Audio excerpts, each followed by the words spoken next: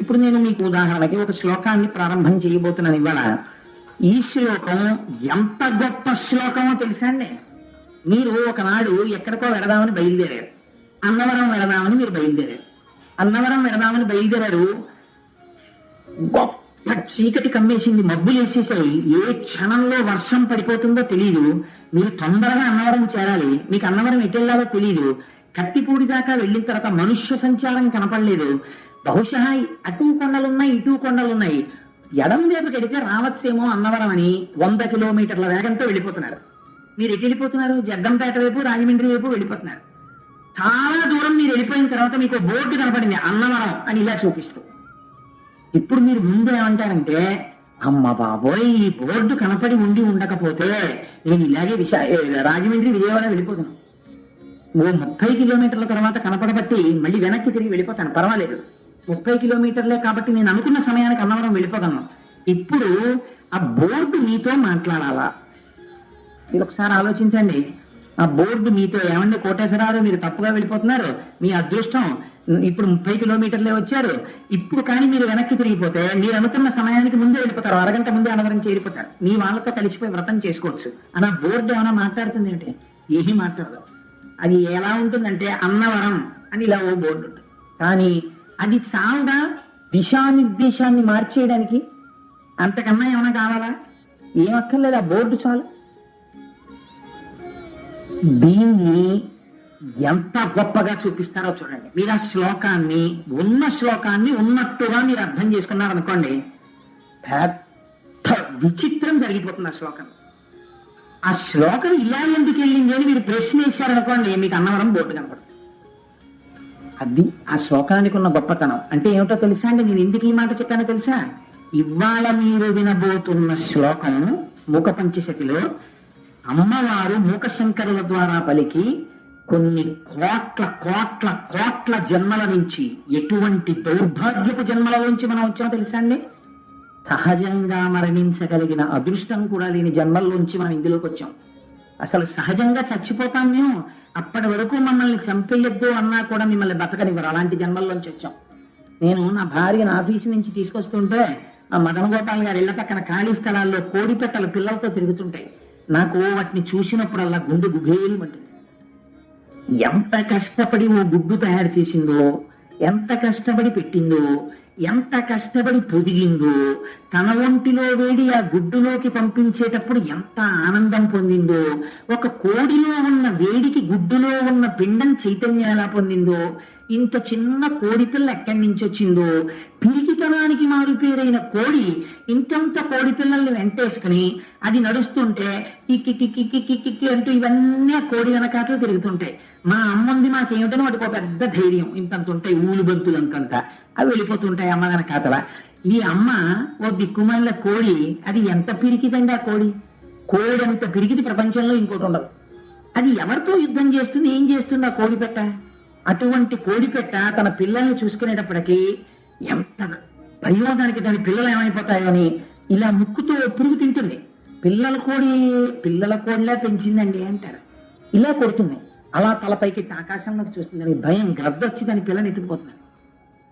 ఇలా కొడుతుంది, అలా చూస్తుంది, కుక్కలు వచ్చి పిల్లల్ని ఎత్తుకుపోతాయేమో అని. ఆ పిల్లలంత కష్టపడి కంది, కానీ ఎత్తించి ఓ కుక్క వచ్చే పిల్లని ఎత్తుకుపోతుందో తెలియదు. ఎత్తుకుపోయింది అనుకోండి, ఏం చేస్తుందండి? ఆడవడం తప్ప.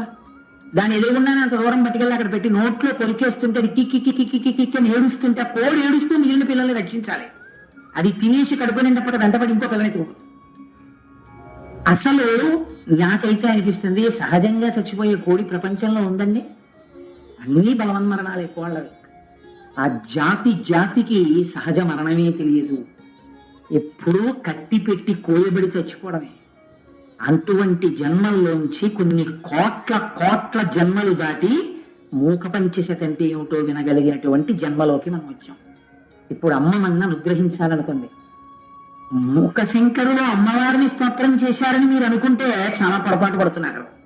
అమ్మవారు మూకశంకరుల ద్వారా తనని స్తోత్రం చేయించినట్టుగా నటిస్తూ మీకు బోధ చేస్తోంది మూక పంచశతి.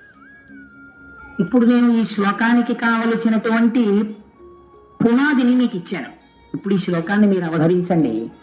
ఈ శ్లోకం విన్న తరువాత మీరు ఇవాళ ఏకాంత సేవ అయిపోయాక, అందుకే అంత గొప్పగా అలంకరించారు. ఇవాళ అమ్మవారి చేతిలో చెరుకు విల్లుని, పుష్పబాణాలని దగ్గర నుంచి చూసి ఆవిడ పాదాలకి శిరస్సు ఉంచి వెళ్ళకపోతే ఈ కోట్ల జన్మల నుంచి మీరు పొందుతున్నటువంటి దుఃఖాన్ని మీరు కోరుకున్నట్టు లెక్క. అంటే మీరు మార్పును అంగీకరించలేదు అని అర్థం. ఆ శ్లోకం అలా పెడుతుంది. చూడండి, ఇంకా నేను అంతకన్నా చెప్పను. ఇంకా శ్లోకం గురించి వెనక పూజ కూడా ఉంది కాబట్టి అసలు ఈ శ్లోకాలు ఒక్కొక్కటి 3 గంటలు 3 రోజులు చెప్పవలసిన శ్లోకాలు నేను తేల్చేస్తున్నాను వాటిని. కాబట్టి ఆ ముఖశంకరులు అంటారు, కుసుమ శర గర్వ సంపత్ కోశ గృహం భాతి కాంచి దేశగతం అస్మిన్ కథమపి గోపితం అంతర్మయా మనోరత్నం అంటారు. ఇది ఒక విచిత్రమైనటువంటి శ్లోకం. ఇందులో కుసుమశర గర్వ సంపత్ కోశగృహం భాతి కాంచి దేశగతం కాపితమస్మిన్ కథమపి గోపితం అంతర్మయా మనోరత్నం అంతే ఆ శ్లోకం. ఇందులో ఏమంటున్నారంటే, నేను కంచిలో ఒక విషయాన్ని చూశాను. భాతి, భాతి అంటే నేను చూశాను కాదు, ఐక్షిషి అంటే చూశాను. భాతి ప్రకాశించుతున్నది, అది వెలుగుతోంది. వెలుగు మీ కంటిని తొందరగా ఆకర్షిస్తుంది. భాతి అది కంచి యందు ప్రకాశిస్తోంది. కంచి ఒక దేశం, అది ఒక స్థలం. ఆ స్థలమునందు అది ప్రకాశించుచున్నది, అంతటా ప్రకాశించేది, అన్ని బ్రహ్మాండముల యందు ప్రకాశించేది. మీరు ఈ మాంసనేత్రముతో చూడడానికి వీలుగా కంచిలో వచ్చి కూర్చున్నది. భాతి కాంచి దేశగతం. ఎవరది? కామాక్షి అని అన్నారు ముఖశంకర్. అలా పేరు పెట్టి పిలవలేదు. ఆయన అన్నారు, కుసుమ శర గర్వ సంపత్ కోశ గృహం అన్నారు. కుసుమ శర అంటే ఆయన ఏవి పేర్లు చెప్పరు. ఇందులో పువ్వులు బాణములుగా కలిగినటువంటి వాడు. గర్వ పువ్వులు బాణములుగా కలిగిన వారంటే మీరు అమ్మవారు కూడా ఉంది. అమ్మవారి దగ్గర కూడా 5 పువ్వులు చేతిలో పట్టుకుంటుంది. పంచతన్మ ప్రశాయక, అమ్మవారి పువ్వులు చేతిలో పట్టుకుంటుంది. కాబట్టి మరి అమ్మవారా? కాదు. అమ్మవారైతే గర్వం అన్నమాట ఎందుకు పడుతుంది? కుసుమశర గర్వ సంపత్ కోశ గృహం. పువ్వులు బాణములుగా కలిగినటువంటి వాని యొక్క గర్వము అనబడేటటువంటి సంపద ఒక కోశమునందు దాచాడు. కోశం అంటే పెట్టే. మనం చూడండి, రాత్రి పడుకోబోయే ముందు మెడలో ఉన్నటువంటి హారాలు, చేతులకు ఉన్న ఉంగరాలు అన్ని తీసేసి ముందు పెట్టిలో పెడతాం. ఆ పెట్టి తీసుకెళ్లి తర్వాత ఏం చేస్తాం? ఓ బీరువాలో పెడతాం. ఆ బీరువా తాళం వేసి ఎక్కడ పెడతాం? ఇంట్లో పెడతాం. అలా చేతిలో పూల బాణములు పట్టుకున్నటువంటి వాని యొక్క విజయ గర్వములకు కారణమైనది ఉందే, ఆ విజయ గర్వమనబడేటటువంటి గర్వమును, ఆ సంపత్తిని, ఆ గర్వమనబడేటటువంటి సంపదని ఒక కోశమునందు పెట్టి ఒక చోట దాచారు. ఒక ఇంటి యందు లేదా ఒక దేవాలయమునందు. అది భాంచి, అది ప్రకాశిస్తోంది కంచిలో. ఇప్పుడు మీరు చాలా జాగ్రత్తగా వినండి ఈ శ్లోకాన్ని. ఎందుకు నేను ఇన్ని మాటలు చెప్తున్నానంటే, కొన్ని కోట్ల జన్మల తర్వాత మాత్రమే మీరు వింటారు ఈ శ్లోకాన్ని. ఇది ఇవాళ మీరు వింటున్నారంటే అమ్మవారు ఎందుకుందనమాట. మీరు ఇవాళ వినొచ్చు ఈ శ్లోకాన్ని ఇన్ని జన్మల తర్వాత. అన్నవాళ్ళని ఇవాళ రప్పించింది ఆవిడ. ఎందుకంటున్నారు ముఖశంకర్లు ఈ మాట?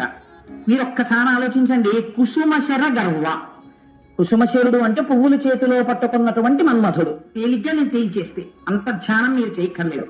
మన్మధుని యొక్క గర్వము. ఎందుకండి మన్మధుడికి గర్వం?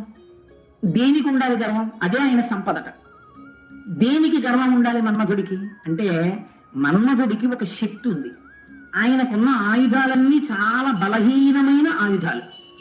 దాని గురించి నేను సౌందర్యలహరి చెప్పినప్పుడు మీకు తరచు చెప్తుంటాను. ధను పుష్పం మౌర్వి మధుకరమయీ పంచవిశిఖ వసంతో సామంతో మలయమరుదాయోధనరద తథాప్యేక సర్వం హిమగిరిసుతే కమపి కృపాం అపాంగతే లబ్ధ్వా జగదిదమనంగో విజయతే. అసలు విచిత్రం ఏమిటంటే, మన్మధుడికి శరీరం లేదు. చేతిలో పట్టుకునేది చూస్తే చెరుకు విల్లు. అమరకోశం ప్రకారం ఆయన పుష్పధన్వి అంటే పుష్పములతో చేయబడినటువంటి ధనస్సు కూడా పట్టుకుంటాడు. తుమ్మిదలతో చేయబడినటువంటి వింటినారి 5 పువ్వుల బాణాలు పట్టుకుంటాడు. వసంతుడేమో రథంగా ఉంటాడు. ఒంటికి శరీరం లేదు. ఈయన లోకాలన్నింటినీ గెలుస్తూ ఉంటాడు. మన్మథ బాణం ఎవరి మీద పడితే వాళ్ళ చిత్తమునందు సంక్షోభం కలిగిపోతుంది. ఆఖరికి ముక్కు మూసుకుని తపస్సు చేసుకునేటటువంటి వాళ్ళు కూడా ఆయన బాణం పడిందా కాముడికి వశులైపోతారు. అంత గొప్పవాడు ఎలా అయ్యాడు? అమ్మవారి అనుగ్రహం వల్ల అయ్యాడు. అయితే మీరు ఒక్కటి ఆలోచించండి, మన్మధుడికి మనలాంటి వాళ్ళందరి మీద బాణాలు వేసేసి మనందరినీ సంసారంలో ప్రవేశపెట్టేసి మనందరినీ కామంలో ముంచేయడం పెద్ద గొప్ప ఏంటండి? ఇప్పుడు ఎవరై ఫలానా వాడు తప్పు చేశాడు అని పేపర్లో హెడ్లైన్స్ కింద ఎప్పుడు వస్తుంది? వాడు చాలా గొప్పవాడని లోకం నమ్ముతున్నవాడు తప్పు చేశాడు అనుకోండి, పేపర్లో వేస్తారు. అసలు తప్పు చేయడం తప్ప ఎప్పుడు తప్పు చేయని వాడు అనుకోండి, వాడు తప్పు చేశాడని ఫలానా ఏదో అదేంటి జంబుకానందగ్రహారమునందు ఫలానా శాస్త్రి గారు తప్పు చేసిరే అని హెడ్లైన్స్ చేశారనుకోండి, ఏంటండి న్యూస్ అంటారు అందరూ. ఎవరన్నా ఆయన ఎందుకంటే ఇది చేశారని అడుగుతారు. మన అందరం అంటే క్షమించండి మీరు కాదేమో, నాలాంటి వాళ్ళందరూ పెద్ద విశేషమే ఉందండి కాముడి బాణాలకు వశులైపోవడంలో. అందుకని ఆయనకి దానికి పెద్ద గర్వం ఎందుకు? వీళ్ళందరినీ పడగొట్టేశానని చెప్పడం ఎందుకు? దానికి గర్వం అక్కర్లేదు. గర్వం ఎప్పుడు పడాలి? ఆయన ఎవరి చేతిలో ఉన్నా ఓడిపోతే ఆయన్ని మళ్ళీ ఓడిస్తే గర్వపడాలి. అలా ఎవరి చేతిలో ఉన్నా ఓడిపోయాడా? మీరు దీన్ని చాలా జాగ్రత్తగా ఆలోచించాలి. ఎందుకంటున్నాడు మూకశంకరుడిని. ఆయన మన్మధుడు ఒకసారి ఓడిపోయాడు. ఓడిపోవడం కాదు, అలా ఇలా ఓడిపోలేదు, ఒళ్ళంతా బూడిదైపోయింది. ఎప్పుడు? మీ అందరికీ తెలుసు, అదేదో పెద్ద రహస్యంలో నీ చెప్పక్కర్లేదు. పరమశివుడు తపస్సు చేసుకుంటూ ఉంటే తొందరపడిపోయాడు. వీళ్ళిద్దరికీ పెళ్ళైతే ఓ పిల్లాడు ఒకటాడు, దేవతా సైన్యానికి నాయకత్వం వహించి తారకాసుర సంహారం జరుగుతుందని ఇంద్రుడు చెప్పాడని వచ్చి బాణాలు వేశాడు. ఈ పుష్పబాణాలు వేశాడు. వేసినప్పుడు ఇది శ్లోకానికి మొట్టమొదటి మాట. కుసుమశర, మన్మధుడు అనలేదు, స్మరుడు అనలేదు, కుసుమశర అన్నారు. దీన్ని మీరు చాలా జాగ్రత్తగా ఒడిసి పట్టుకోవాలి. ఈ కుసుమశరుడు యొక్క బాణాలు మన మీద తగిలి తగిలి తగిలి తగిలి ఉంటాయి. కానీ గమ్మత్తు ఏంటంటే మనకి బాణపు దెబ్బలు తగిలాయని బాధే ఉండదు. ఎందుకుండదో తెలుసా అండి? పువ్వుల బాణాలు మంచి సువాసనల కింద అనిపిస్తాయి తగిలితే. అవి ఏమిటో తెలుసా అండి? 5. పైకి వాటి పేర్లు ఏం చెప్తారంటే అరవిందము, అశోకము, నవమల్లికము, నీలోత్పలము, కూటము అని 5 పుష్పాలు. ఈ 5 పుష్పాలనే మన్మధుడు పట్టుకుంటాడు, ఈ 5 పుష్పాలనే అమ్మవారు పట్టుకుంటాడు. ఇదో విచిత్రం. ఈ 5 ఆయన చేతిలో ఉంటాయి. ఈ 5 పువ్వులైతే ఈ 5 పువ్వుల బాణాలే 5 తన్మాత్రలు: శబ్ద, స్పర్శ, రస, రూప, గంధ. ఇక్కడ మీరు ఒకటి కొంచెం ఆలోచిస్తే మీరు ఆశ్చర్యపోతారు. ఏమంటే కోటేశ్వరరావు, మీరు చెప్పిన దాంట్లో మేము ఒకట ఒప్పుకోం. ఎందుకు ఒప్పుకోరు? పంచతన్మాత్రల్లో స్పర్శ పువ్వుకుంది, మేము ఒప్పుకుంటాం. పువ్వుని ముట్టుకున్నారనుకోండి చక్క సుకుమారంగా ఉంటుంది, అందుని పువ్వు మెత్తగా చాలా బాగుందండి, ఆల్ రైట్. స్పర్శ ఉంది. రస, దాని యందు రుచి ఉంది. పువ్వుల్లో రుచి ఏమిటండి? కూర వండుకున్నావా అండి అని అడక్కండి. పువ్వులలో మకరంగా ఉంది, అందుకేగా 9 ఏడుతోంది. కాబట్టి దాని యందు తీయటి రుచి ఉంది. రస, అందుకని దాని యందు మనకి ప్రధానంగా స్పర్శ, రస, రూప. దాన్ని ఇలా చేత్తో పట్టుకు చూస్తే మంచి అందమైనటువంటి రూపం. ఒక గులాబీ పువ్వును చూశారనుకోండి, అసలు ఈశ్వరుడు ఆ రేకులు అలా ఎలా అమర్చాడా అనిపిస్తుంది. రూప, గంధ, మంచి సువాసన ఉంటుంది. శబ్ద, శబ్దం ఎక్కడుందండి పువ్వుకి? శబ్దం చేసే పువ్వులు మీరు ఎక్కడైనా చూశారా? మరి 5 పువ్వులు చేతిలో పట్టుకుని మన్మధుడు 5 తన్మాత్రలంటే ఎలా ఒప్పుకుంటామండి? శబ్దం ఏది పువ్వుకి? స్పర్శ, రస, రూప, గంధాలు ఉన్నాయి. శబ్దం ఎక్కడి నుంచి ఉందని చెప్తారు మీరు తన్మాత్రల్లో 5వ పువ్వుకి? మరి 5వ పువ్వు శబ్దము అంటే మీరు ఎలా ఒప్పుకుంటారు? ఇది ముందు మీరు ఆలోచించాలని అమ్మవారి యొక్క ప్రణాళిక. శబ్దం ఎక్కడిదో తెలుసా అండి? పువ్వు ఎక్కడుంటుందో అక్కడికి 9 వస్తుంది. 9 వచ్చి దాని మీద వాలి తేనె తాగేంత వరకు శబ్దం చేస్తుంది. ఈ శబ్దము దేని కొరకు? నీకోసం, నా కోసం కాదు, పువ్వు కోసమే. కాబట్టి పువ్వు కోసము చేయబడిన శబ్దము పువ్వు యొక్క శబ్దమే. కాబట్టి శబ్దం ఉన్నదా లేదా? ఉన్నది పువ్వు. ఎక్కడున్నది? 9 శబ్దము ఆవిడే. వాళ్ళ ఆయన చాలా ఐశ్వర్యవంతుడండి, ఆవిడ పాపం చాలా దరిద్రురాలండి అని ప్రపంచంలో ఎవడైనా అంటాడా? వాళ్ళ ఆయన ఐశ్వర్యవంతుడైతే ఆవిడ ఐశ్వర్యవంతురాలే. కోటేశ్వరరావు గారి భార్య చాలా ధనవంతురాలండి. అయ్య బాబోయ్, ఆపాదమస్తకం ఎన్ని నగలు పెట్టుకుంటుందో! 800 ఎకరాల భూమి ఉంది. నిజంగా అవేం ఉన్నాయి. 800 ఎకరాల భూమి, కాకినాడలో 15 మేడలు, నెలకి 25,000 రూపాయల జీతం వచ్చే ఉద్యోగం, 8 కార్లు, 90 డ్రైవర్లు. ఇంతమంది ఈశ్వరి గారికి ఐశ్వర్యం అండి ఆవిడదే. పాపం దరిద్రుడు కోటేశ్వరరావు గారేనండి అంటారా? అందరూ ఆవిడ భక్తం నేనైతే నేను ఐశ్వర్యవంతుడే అంతే. అంతేగాని ఆవిడ ఐశ్వర్యవంతురాలు, నేను దరిద్రుడు, నేను ఐశ్వర్యవంతుడు, ఆవిడ దరిద్రురాలు ఉండదు లోకంలో. ఆయన ఐశ్వర్యవంతుడైతే ఆవిడే, ఆవిడ ఐశ్వర్యవంతుడైతే ఆయనే. ఆ పువ్వు కోసం 9 చప్పుడు చేస్తున్నప్పుడు ఆ చప్పుడు పువ్వుదే. ఆయన ఆవిడ సంబంధమే, పువ్వుది 9 సంబంధం. కాబట్టి ఇప్పుడు మీరు అంగీకరించాలా? అంగీకరించక్కర్లేదా? అంగీకరించి తీరాలి, దాన్ని మీరు చర్చేది. కాబట్టి శబ్దం ఉన్నదా లేదా ఉన్నది. కాబట్టి ఇప్పుడు ఈ 5 తన్మాత్రలే మన్మధుడి చేతిలోని 5 పువ్వులు. ఆయన ఎప్పుడు కొడుతుంటాడు మిమ్మల్ని 5 బాణాలతో. మన్మథమానాలంటే మీరు బాగా గుర్తుపెట్టుకోండి, కేవలము హేయమైనటువంటి స్త్రీ పురుష సంపర్కం అని మీరు అర్థం చేసుకోకూడదు. శబ్ద ఎప్పుడు ఏదో వినాలి. మనుష్యుడికి పెద్ద శిక్ష ఏమిటో తెలుసా అండి? ఒక్కడిని కూర్చోమన్నారు అనుకోండి తీసుకెళ్ళి, అందుకే పూర్వం అన్నమాన జైల్లో పెట్టేవారు. ఎవరో కనపడ్డారు 10 రోజులు ఉన్నారనుకోండి, పిచ్చొచ్చి తలకాయ బుర్ర వాడే కొట్టేసుకుంటాడు గోడకి. ఎప్పుడు ఎవరితోనో మాట్లాడుతుండాలి. మనం అలవాటు పడిపోయాం, అసలు మౌనంగా ఉండడం మనకు అలవాట్లేదు. నాలాంటి వారికి అక్కడ ఉండదు, మైకి దొరికితేను. కాబట్టి ఆ శబ్ద ఎప్పుడు శబ్దం వింటుండాలి. ఏమి తోచలేదు అనుకోండి, నయా పైసా పెట్టుబడి లేని పని యొక్క తెలుసా, పక్కవండి పాడు చేసి వాడి ఇంటికి వెళ్ళి ఇంక అక్కర్లేనివన్నీ వాడితో మాట్లాడడం మొదలెట్టడం.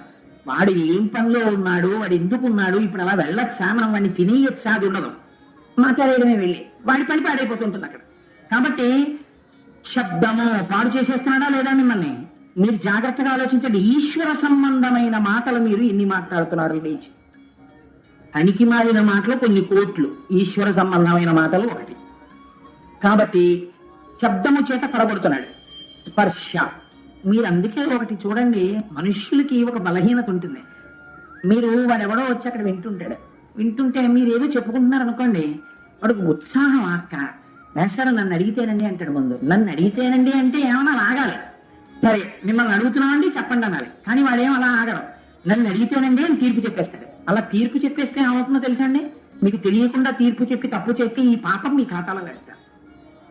నన్ను అడిగితేనండి అంటాడు, అడగలేదుగా, ఆగడం చెప్పేస్తాడు.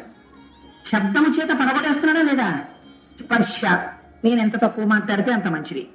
రస, రస అంటే రుచి.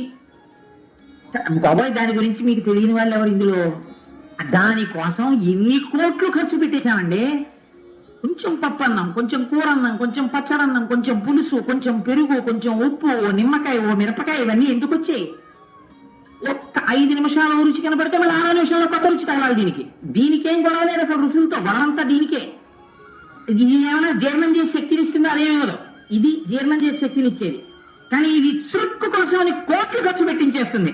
వెండి కంచం తాకట్టు పెట్టైనా కేజీ ఆకాకరకాయలు కొనుక్కోవాల్సిందే కొత్త కదండి. కాబట్టి రుచికి పడిపోయావా లేదా? రసేంద్రియానికి పడిపోయాం. గంధ, వాసన. స్నానం మర్చిపోయి సెంటు కొట్టేసుకోవడం చాలా తేలిక. పక్కవాడికి ఎలర్జీ వచ్చి పరిచయం పట్టినా మనకి పర్వాలేదు, మనం మాత్రం సెంటు కొట్టేసుకోవాలి. అక్రమైన వాసనలు అదేంటి, కార్లలో, ఇళ్లలో, ఏసీలో, అన్నిట్లో స్ప్రేసే. కాబట్టి వాసనకి పడగొట్టేస్తుంది.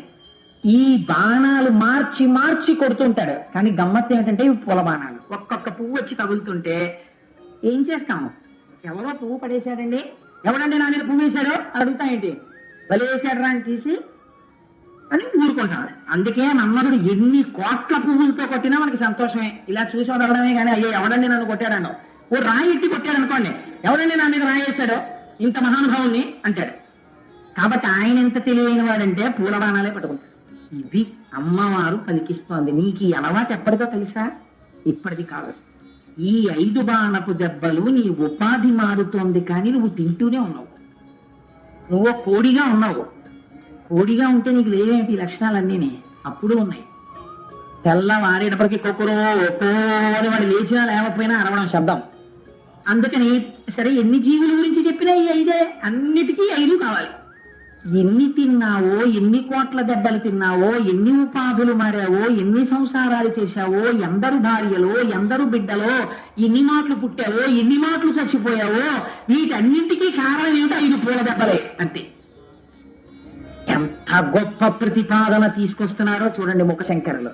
మూకశంకరుల ద్వారా అమ్మవారా మీరు తిన్న దెబ్బలు ఏమిటో ఆవిడ చెప్తోంది. ఎందుకు ఇలా అయిపోయారో చెప్పింది.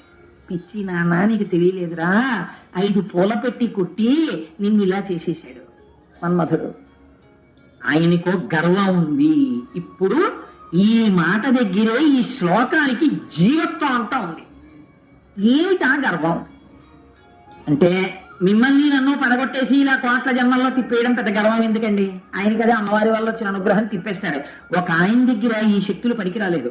వెళ్ళి వేశాడు ఈ పూలబాణాలు పరమశివుడి మీద. వేస్తే ఆయన ఎవడు రా నన్ను పూలబాణం వేసిన వాడు, నా మనస్సులో వికారం కలిగిందిరా, ఎవడు రా నా వికారమునకు కారకుడు, ఇలా వేసేవాడు మన్మధుడే, ఎక్కడున్నాడని చూశాడు ఆయన. మనం అలా ఎప్పుడు చూడం. మనం వాసన చూసి పొంగిపోతాం. అబ్బాయి ఎంత బాగుందండి వాసన, ఎంత బాగుందండి కూర, ఎంత బాగుందండి పాట అంటాం అంతే. ఆయన అలా అనలేదు. అదే శివుడికి మనకి తేడా. ఆయన అన్నాడు ఎవడరా నన్ను పువ్వు పెట్టి కొట్టిన వాడు అన్నాడు. మనం రాయెట్టి కొడితేనంటే ఆయన పువ్వు పెట్టి కొడితే అన్నాడు ఎవడు కొట్టాడు నన్ను పువ్వు పెట్టి అన్నాడు. పువ్వెట్టి కొడితే కోపం వచ్చింది, మనం పొంగిపోయి కొత్త జన్మలు అంతే తేడా. ఇదే అమ్మవారు చెప్తారు, నీకు శివుడికి ఇదే తేడా. ఎంత గొప్ప శ్లోకం చూడండి. కాబట్టి మనలాగే అనుకుని ఇది గర్వం. ఇన్ని కోట్ల మందిని కడగొట్టేనే సమస్త పిపీలికాది పర్యంతాన్ని శివుడో లెక్క అనుకున్నాడు. మొదటి బాణం వేశాడు, తగలగానే మనస్సులో వికారం వచ్చింది. ఏమిటి వికారం ఎందుకు వస్తుంది అన్నది. ఒకడికి అలవాటు ఉంది ఇలా పూల బాణాలు వేయడం, వాడు నా మీద కూడా వేశాడనమాట అని చెప్పాడు. ఓ పొదలో కనపడ్డాడు. ఏరా నీకంత బలుపా, నా మీద వేస్తావు పూలబాణం, మూడో కన్ను తెరిచాడు, బూడిదైపోతాడు. ఇన్నాళ్ళు అసలు ఓటమి తెలియని వాడు, ఇన్నాళ్ళు కొన్ని కోట్ల మందిని గెలవడం తప్ప ఓడిపోవడం తెలియని వాడు అలా ఇలా ఓడిపోలేదు, బూడిదైపోయాడు.